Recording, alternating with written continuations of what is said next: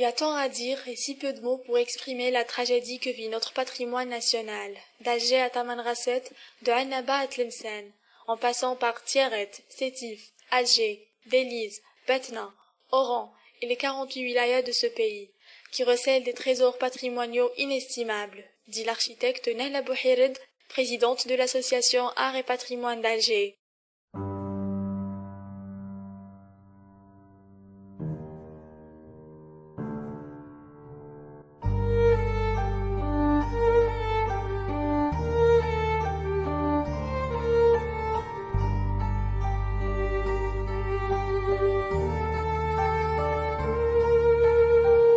Vendredi 5 juin 2020, une autre bougie s'allume pour la Casbah d'Alger. Un immeuble s'est effondré vers les coups de 11 heures du matin. Il s'agit d'un bâtiment de R+4 situé au 6 rue Rabah Mriah dans la haute Casbah d'Alger. Ce quartier des plus pittoresques d'Alger s'enfonce de plus en plus dans la décrépitude. Notre mémoire en péril disparaît sous nos yeux. Comment faire quand les pouvoirs publics ne peuvent plus rien faire pour sauver ce qui nous est cher ? Un énième appel que l'on espère sera entendu par les autorités concernées à la sauvegarde de notre héritage, avant qu'il ne soit vraiment trop tard pour la Casbah qui succombe depuis des années et se meurt.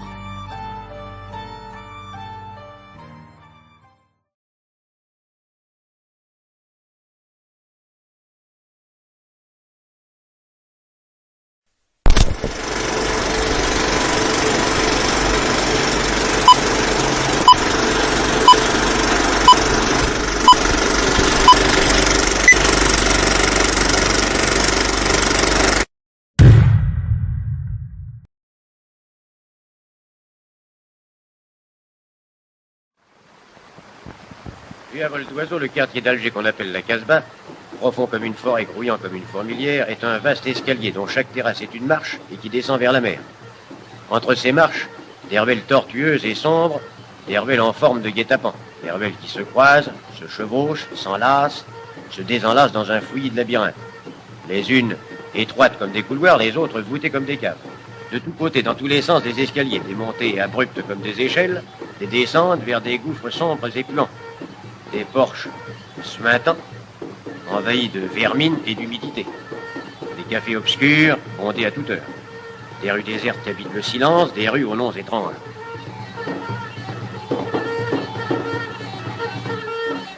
Ils sont 40 000, là où il ne devrait être que 10 000. 40 000 venus de partout. Ceux d'avant la conquête, ceux du passé barbaresque, et leurs descendants honnêtes, traditionnalistes, et pour nous, mystérieux. Les maisons qui comportent des cours intérieures, isolées comme des cellules sans plafond et sonores comme des puits, communiquent presque toutes entre elles par des terrasses qui les dominent. Ces terrasses sont le domaine exclusif des femmes indigènes, mais l'Européen y est cependant toléré. Elles forment une ville à part, et de marche en marche, descendent ainsi jusqu'à la mer. Colorées, vivantes, multiples, hurlantes. Il n'y a pas une Casbah, il y en a 100. Il y en a 1000.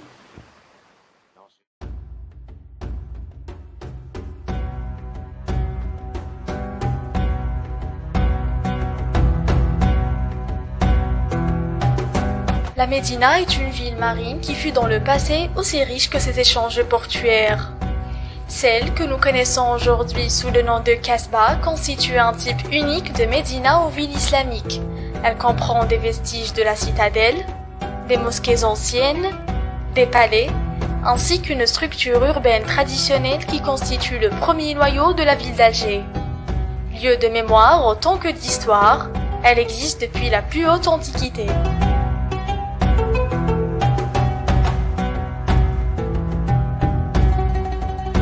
En l'an 1200 avant Jésus-Christ, les Phéniciens avaient établi un comptoir sur la baie d'Alger. Son nom Ikosim, qu'attestent des pièces de monnaie trouvées en 1940, lui vient du phénicien Ikosim, qui veut dire l'île aux mouettes, en raison des îlots qui faisaient face à cette ville, et sur lesquels ce comptoir était installé pour faire des négoces et des échanges avec les gens du pays. Ils étaient ainsi moins exposés aux dangers, mais il n'est pas impossible qu'ils aient eu des habitations sur le rivage.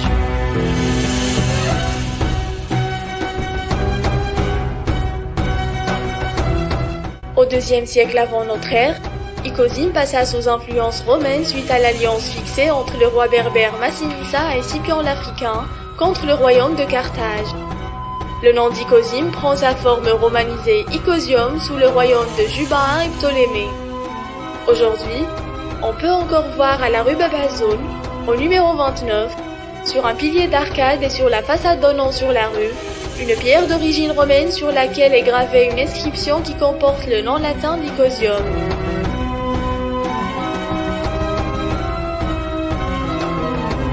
Après la chute de l'Empire romain, la ville d'Icosium passa sous domination vandale. En l'an 442, un traité entre Romains et Vandales permet aux Romains de récupérer Icosium durant les 100 ans de présence vandale en Mauritanie césarienne. Après l'an 533, la ville à peine contrôlée par les Byzantins est attaquée par des tribus berbères.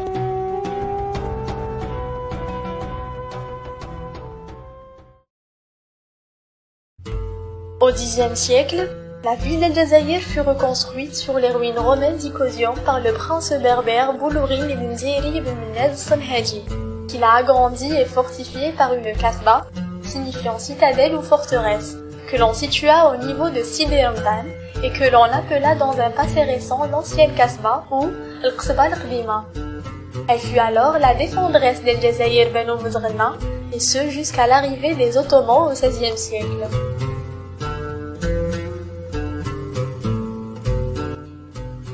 Les Ottomans n'ont donc pas construit la kasbah telle que l'ont prétendu certains, mais ils l'ont fortifiée. En effet, en 1516, le gouverneur de la cité Shir Selim Toumi et la population d'Alger demandèrent de l'aide à Haroud et Khaireddin Barberousse, les deux corsaires alliés de l'Empire ottoman, contre les agressions espagnoles et surtout contre la construction du Peignon d'Alger, qui est une citadelle construite par les Espagnols en 1510 sur l'un des îlots de la baie d'Alger, destinée à bombarder la ville d'El Jazaïr et à empêcher son approvisionnement en cas de besoin. Haroud, après s'être déplacé sur Alger, devient maître de la ville suite à l'assassinat du Shir Selim Toumi. Par la suite, c'est Khaireddin qui succède à la gouvernance d'Alger après la mort de son frère Haroud. Avec l'arrivée de ces derniers, ils ont détruit la forteresse du Peignon d'Alger édifiée par les Espagnols le 17 mai 1529. Après, dans la même année, ils ont construit la jetée Khaireddin, reliant les îlots à la terre ferme et constituant ainsi le premier abri du port d'Alger, ainsi qu'une nouvelle kasbah dotée d'une batterie de canons installée sur le point culminant de la Médina à 118 mètres par rapport au niveau de la mer, appelée Topanat al-Qal'a, qui signifie la batterie de la forteresse ou la citadelle, destinée à la défense de la ville d'El Jazaïr, qui durant cette période fut une place forte, disposant d'une flotte redoutable qui lui confère une autorité sans égale dans toute la Méditerranée. Pendant la période ottomane, le siège du gouvernement et de l'administration se situait au palais de la Djenina dans la partie basse de la ville. Ensuite, il est amené à la kasbah jusqu'en 1830.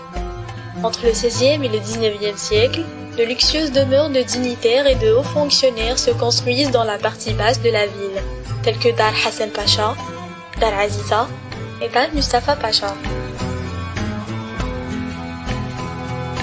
Une grande rue commerçante se développa entre la porte de Bab Loued et la porte de Bab Azoun. C'est la zone des souks assez proche du palais de la Djenina. Les faubourgs constituent la campagne avec de belles villas amphies dans un cadre de verdure et de vastes jardins qui faisaient l'admiration des Européens et des étrangers. Le Djbel, ou la ville haute, constitue la vraie ville avec ses mosquées, ses zawiyas et ses rues étroites.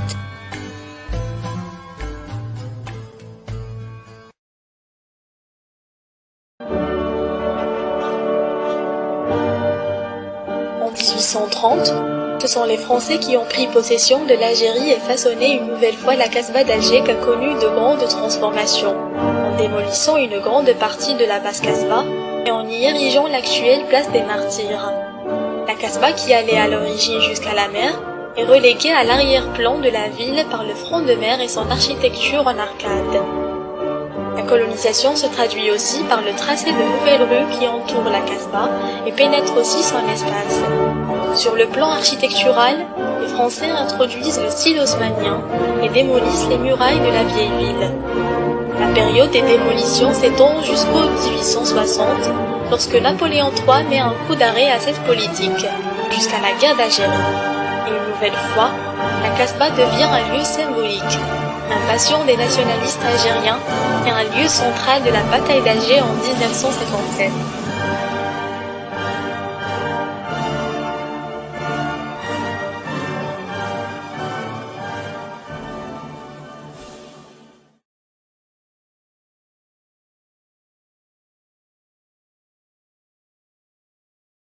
Depuis l'indépendance, la Casbah a beaucoup changé.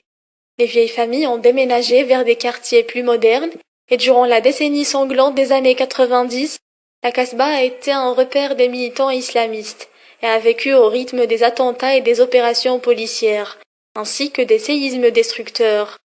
Le quartier s'est beaucoup dégradé, mais il est toujours resté cher au cœur des Algérois. Depuis 1992, la Casbah d'Alger est classée par l'UNESCO au patrimoine mondial de l'humanité. Mais aujourd'hui, et malgré la présence de matières législatives strictes, elle est très mal protégée et les évolutions sociales et économiques actuelles menacent sa durabilité.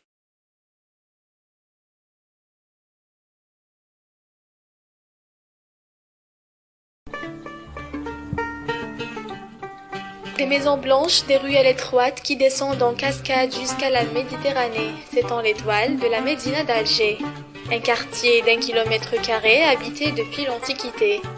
Ce site a été dans sa formation car l'histoire de ce dernier se caractérise par sa situation par rapport à son environnement riche en ressources de toute nature indispensables à l'établissement humain. Elle est donc en rapport très fort avec son site. C'est le premier élément qui détermine la morphologie et l'organisation de la Médina. La structure urbaine elle-même s'inscrit dans une structure naturelle qui a conditionné l'implantation et l'extension de la ville. Dans la Médina, on retrouve plusieurs grandes entités, subdivisées à leur tour en sous-entités par des axes d'articulation qui suivaient les lignes de crête secondaires, définissant de ce fait un deuxième niveau d'enclos, le quartier. Le quartier connaît à son tour plusieurs subdivisions jusqu'à arriver à la parcelle, un support géométrique dans le système d'association des unités bâties, les maisons, et qui représente l'unité élémentaire de la composition urbaine.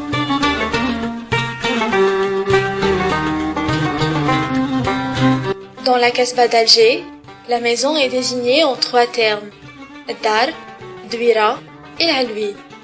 Dwira qui signifie maisonnette et le diminutif de Dar qui signifie maison. Il s'agit donc d'une maison de petite dimension. Quant au terme Alwi qui signifie élévation ou hauteur, il est en relation avec la dénomination des maisons à 2 niveaux à Istanbul. Nous pouvons donc déduire qu'il s'agit de maisons qui se développent en hauteur. Il existe 2 typologies de maisons. La première typologie est la maison à Wustdar, qui est une maison de petite, moyenne ou grande dimension, organisée autour d'un Wustdar signifiant le centre de la maison. Pour cette typologie, il existe 2 variantes dans la configuration de ce centre de la maison. La première variante, le Wustdar découvert, qui peut avoir 2, 3 ou 4 galeries, le plus souvent à arcs brisés ou outrepassés, portés par des colonnes monolithiques. Cependant, des études ont signalé l'utilisation de linteaux de bois, ainsi que la combinaison de ces 2 systèmes dans certaines maisons.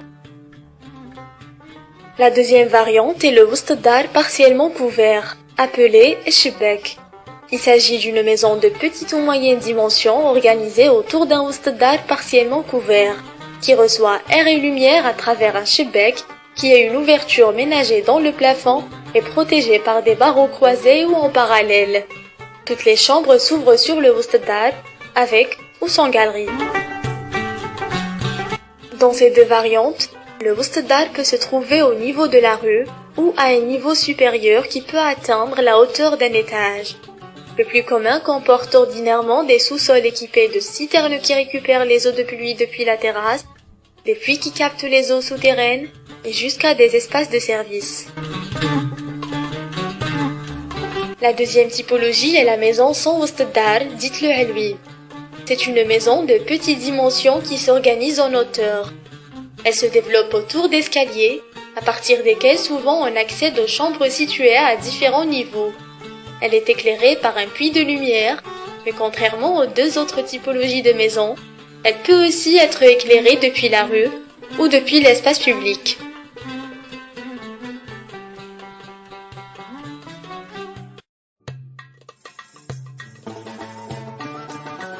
Il s'agit ici de comprendre la particularité des maisons à patio, dites aussi à cour de la Casbah d'Alger.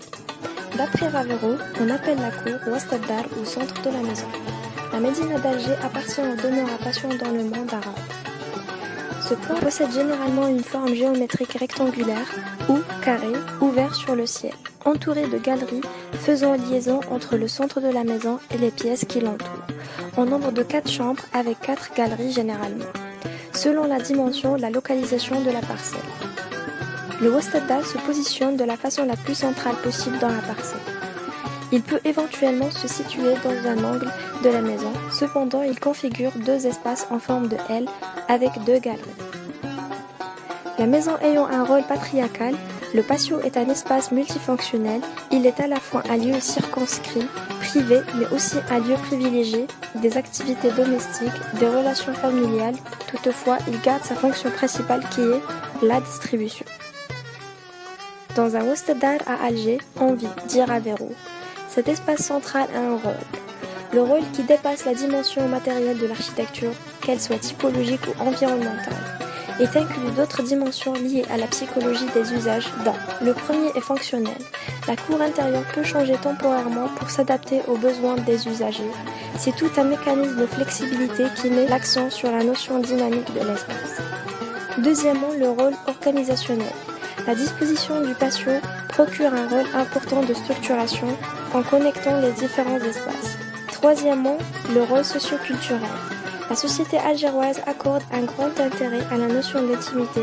Ceci a été matérialisé dans la maison à travers différents dispositifs architecturaux modestes, les cours intérieures et les espaces de transition et de circulation interne, l'introversion des ouvertures, la hiérarchisation des espaces du public au privé, tout en cherchant à consolider les liens familiaux.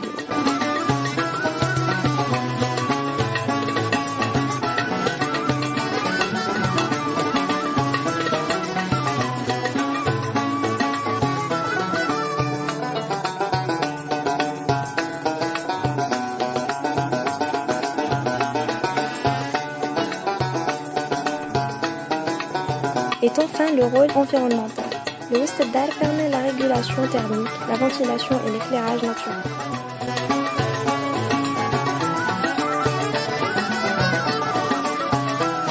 Le patio n'est pas une typologie propre à la Casbah d'Alger. Ce Wast ad-Dar constitue aussi le centre des maisons traditionnelles des peuples arabo-musulmans, qui sont souvent dotés de cours intérieurs ou de patio. Connu sous plusieurs noms, Ard ad-Diyar dans la maison syrienne, Al-Hawj dans la maison tunisienne, Al-Famar dans les riads marocains et la maison égyptienne. En effet, l'apparition du patio remonte à l'Antiquité. Elle a déjà centré la maison en Mésopotamie, en Égypte antique, en Phénicie, ainsi que chez les Grecs et les Romains, dans le domus probablement déjà héritaire des synthèses indo-européennes, laissant l'influence de son code dans le Moyen-Âge tant latin qu'arabo-musulman.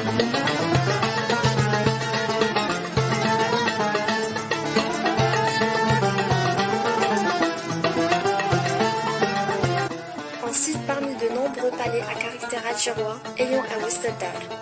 Dar Mustafa Basha, une maison chargée d'histoire, l'un des plus grands palais de la Médina, situé à la base Casbah d'Alger. Dar Aziza, joyau de la Djenina, est considéré aujourd'hui comme le plus beau des vieux palais algérois, situé à la base Casbah aussi. Dar Souf nous dévoile l'architecture et la décoration luxueuse et raffinée de l'ancienne demeure du Dey d'Alger, ainsi que de nombreuses douirettes à cour situées un peu partout dans la Médina d'Alger.